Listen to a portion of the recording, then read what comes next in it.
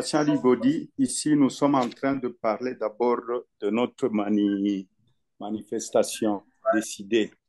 Nous allons nous réunir bientôt avec nos partenaires. Pour le moment, nous avions pris la décision de n'envoyer personne à l'Assemblée nationale. Bientôt, nous allons nous réunir et nous allons donner notre position officielle. Parce que parfois, on oublie, et nous sommes quand même chez nous en République démocratique du Congo, comment quelqu'un peut faire 73%, 73% dans une élection à un tour. C'est quand même un problème. Soyons quand même sérieux, soyons quand même conscients que c'est la fraude pure et simple.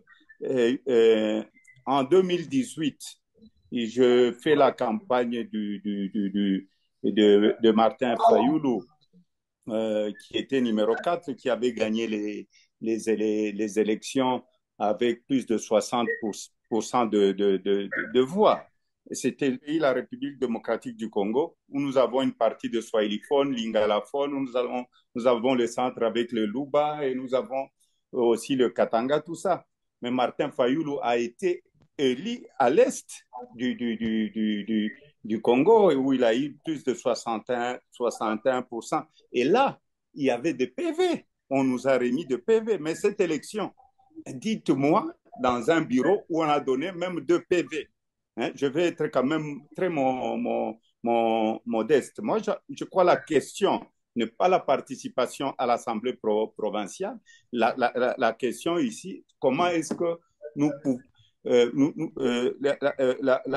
la réponse à votre question que je vais vous donner, c'est que nous n'acceptons pas cette élection. Je l'ai dit plusieurs fois que c'était une tricherie qui n'a même pas son nom. Parce que la façon dont on a triché, même quand on triche, il faut être intelligent. Il faut être quand même intelligent. Ok, on donne à M. Katumbi, soi-disant qu'il a gagné le Katanga. Mais quand vous regardez le pourcentage, les mêmes électeurs qui ont voté Katumbi ont voté les députés de l'Union sucrée. Soyons quand même sérieux. On apprend à dire que vous ne savez pas chanter l'hymne national, ce que Jean-Pierre Bemba a dit. Vous savez, je ne sais pas chanter l'hymne national comme un perroquet. Je chante l'hymne national avec dignité parce que je comprends l'hymne national. Si on comprend bien ce qu'on chante et si on peut passer aussi à l'action, l'hymne national ne nous envoie pas prendre les armes et tuer les autres Congolais. Je chante l'hymne national et je pratique notre hymne national. Je suis un homme d'action et je ne prendrai jamais des armes dans ma vie.